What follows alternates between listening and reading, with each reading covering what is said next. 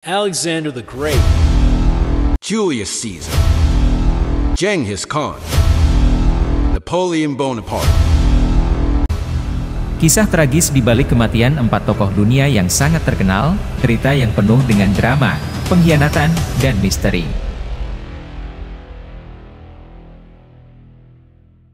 Alexander the Great, Raja Makedonia yang berhasil menaklukkan sebagian besar dunia yang dikenal pada zamannya. Dari Yunani hingga India, Alexander memimpin pasukannya dengan keahlian luar biasa. Namun, pada usia 32 tahun, saat berada di Babilonia, Alexander jatuh sakit setelah berpesta. Meskipun dia adalah seorang prajurit yang kuat, tubuhnya tidak bisa melawan penyakit misterius yang menyerangnya.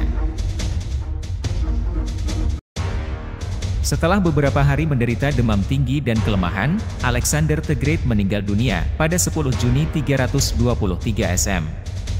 Penyebab pastinya masih menjadi misteri, dengan berbagai teori mulai dari keracunan hingga penyakit alamiah.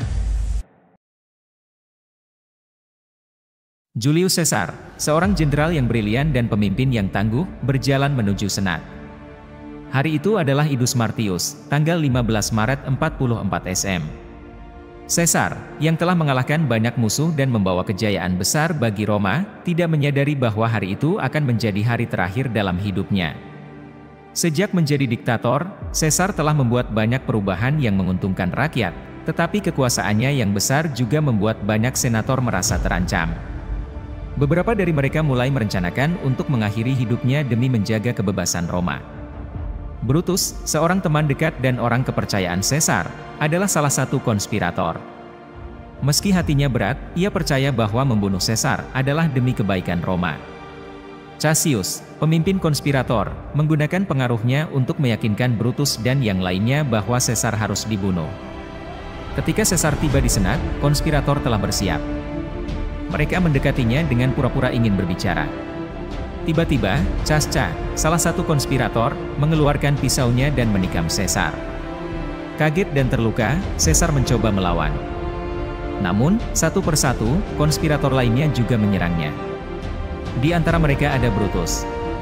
Ketika Caesar melihat Brutus, dia hanya bisa berkata, "Et tu, Brute," yang berarti, "Kamu juga, Brutus," sebelum jatuh ke tanah dan menghembuskan napas terakhirnya.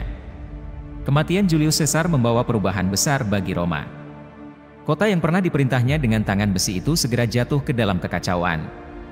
Perang saudara pecah, dan Republik Roma akhirnya berakhir, digantikan oleh Kekaisaran Roma di bawah pemerintahan Augustus, keponakan dan pewaris Caesar. Kisah kematian Julius Caesar menjadi salah satu cerita yang paling terkenal dalam sejarah, menggambarkan pengkhianatan, ambisi, dan kejatuhan seorang pemimpin besar. Tragedi ini juga menjadi inspirasi bagi banyak karya sastra dan seni selama berabad-abad.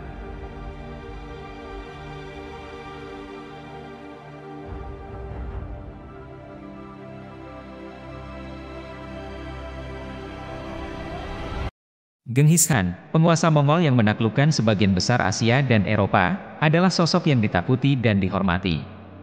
Pada suatu malam yang gelap di bulan Agustus tahun 1227, di sebuah kamp militer Mongol di dataran tinggi Cina Barat Laut, Genghis Khan berbaring di tendanya, merasa tubuhnya melemah oleh luka-luka yang dideritanya dalam pertempuran terakhir melawan suku Tangut.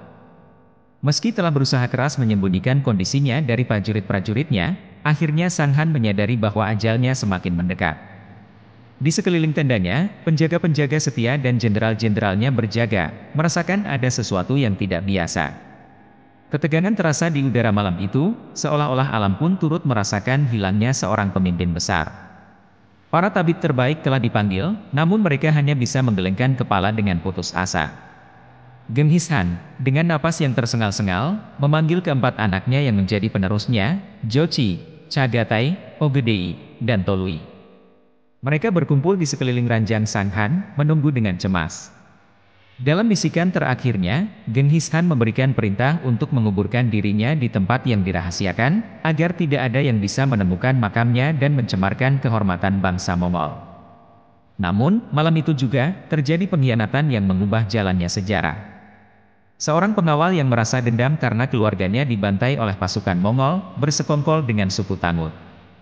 Diam-diam, ia menyelinap masuk ke tenda Genghis Khan dengan sebilah pisau yang telah diberi racun mematikan. Dengan ketajaman pisau itu, pengawal tersebut menikam Genghis Khan tepat di jantungnya. Darah mengalir deras, menghitam oleh racun yang mengerikan.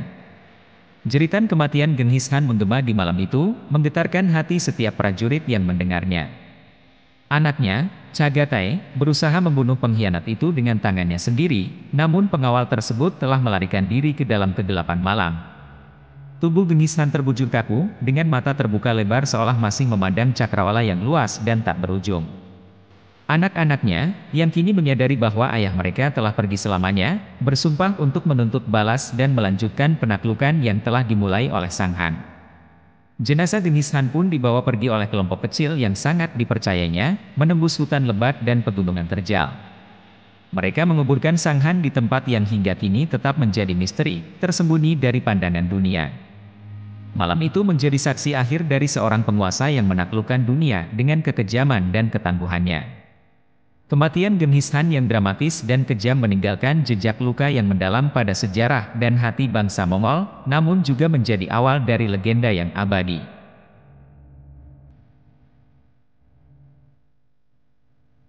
Napoleon Bonaparte, sang kaisar yang pernah menguasai sebagian besar Eropa, menghabiskan hari-hari terakhirnya di Pulau Saint Helena, sebuah tempat yang sunyi dan jauh dari keramaian.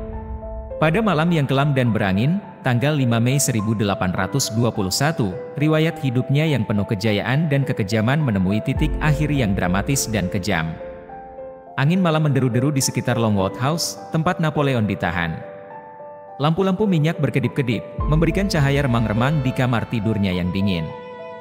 Tubuhnya yang dulu perkasa kini terbaring lemah di atas ranjang, dililit oleh selimut tebal yang tidak mampu menghalau dingin menusuk tulang.